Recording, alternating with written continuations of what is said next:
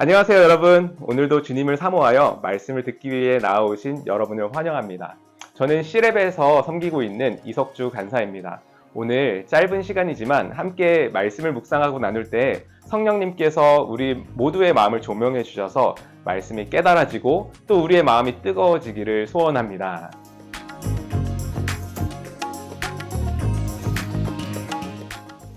오늘 본문에는 부활이 없다고 주장하는 사두개인들이 나옵니다. 이들이 신명기 25장에 나온 수온 제도를 가지고 오는데요. 사실 이 제도가 오늘 여러분의 관점으로 보기에는 좀 이상하게 생각될 수도 있을 것 같아요. 그러나 당시에 여자가 아들이 없는 상태에서 남편이 죽어서 과부가 되면 보통 경제적으로 매우 큰 어려움에 처하게 됩니다. 수온 제도는 이렇게 남편을 잃은 여성을 보호하고 또 그 가문의 대를 잇게 하는 일종의 집단 사회 보장 제도 같은 것이었습니다. 그런데 사두개인들은 이 수혼 제도를 가지고 와서 부활 때 이 여인은 누구의 아내가 되는지 예수님께 도전적인 질문을 던지고 있는 거예요. 만약 부활이 있다면 이 여인이 7 형제들의 아내가 되는데 그것은 좀 이상하지 않은가라는 질문이죠. 그러니까 부활이 없어야 이 문제가 깔끔하게 해결되는 것은 아닌가 이렇게 말하고 있는 것입니다. 더 나아가 모세가 수혼 제도를 통해 대를 잇는 것을 중요시하는 것은 그가 후손을 통한 불멸을 말하고 있기 때문이 아닌지 묻고 있는 것입니다. 사두개인들이 이 말씀을 해석하기에는 모세는 부활을 통해 영원함에 이르는 것이 아니라 자손의 대를 끊기지 않음으로써 영원함에 이르려고 한다는 것이죠. 예수님은 이 도전에 대해 어떻게 답을 하시나요? 2가지로 답하시는데요. 먼저 부활에 참여할 자격을 없는 사람들은 장가도 시집도 가지 않으며 천사들과 같이 더 이상 죽지도 않는다고 말씀하십니다. 그러면서 이들은 하나님의 자녀들이다. 부활의 자녀들이라고 말씀하십니다. 이 예수님의 대답은 사두개인들의 질문의 토대를 허물어 버리는 것이었습니다. 부활에 대한 사두개인들의 전제가 잘못되어 있다라는 것이죠. 그러고 나서 예수님께서는 좀 더 직접적으로 사두개인들이 모세를 잘못 해석하고 있다는 것을 보여주십니다.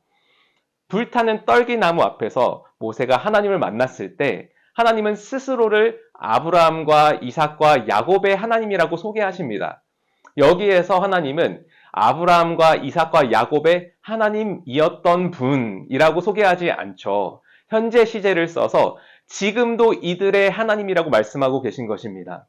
이는 하나님이 모세에게 말할 당시에도 여전히 아브라함과 이삭 그리고 야곱과 언약 관계 안에 있음을 보여주신 것이거든요.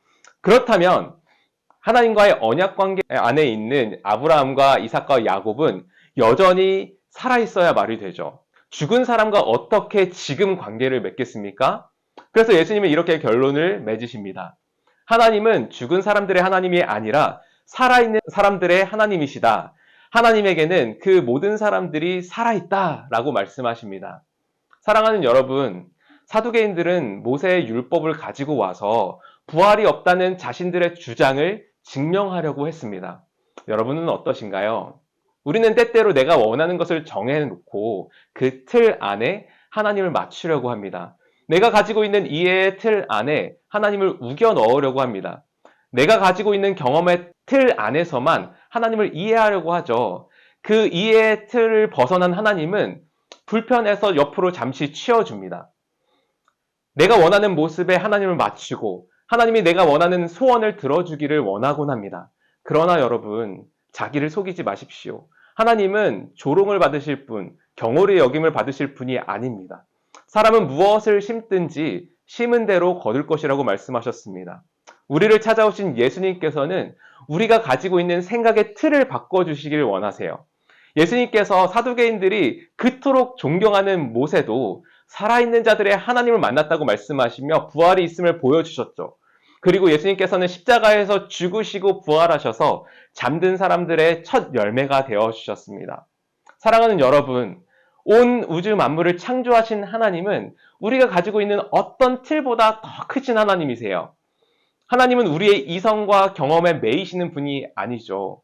무에서 유를 창조하시고 우리 한 사람 한 사람에게 숨결을 불어넣어 주시는 그런 하나님이십니다. 우리가 그 크신 하나님을 만나면 어떤 일이 벌어집니까? 우리가 가지고 있는 가치 기준이 달라지죠. 우리가 가지고 있는 세상을 보는 시각이 확장됩니다.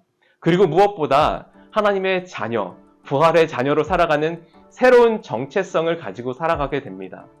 그리스도 안에 있는 모든 하나님의 자녀들은 이 세상의 깨어짐 속에서도 주님의 생명을 품고 살아가다가 언젠가 부활하신 그리스도의 몸처럼 영광스럽게 될 것입니다. 이 부활 생명의 소망을 붙들고 오늘 하루도 힘있게 살아가는 저와 여러분 되기를 주님의 이름으로 축복합니다. 샬롬.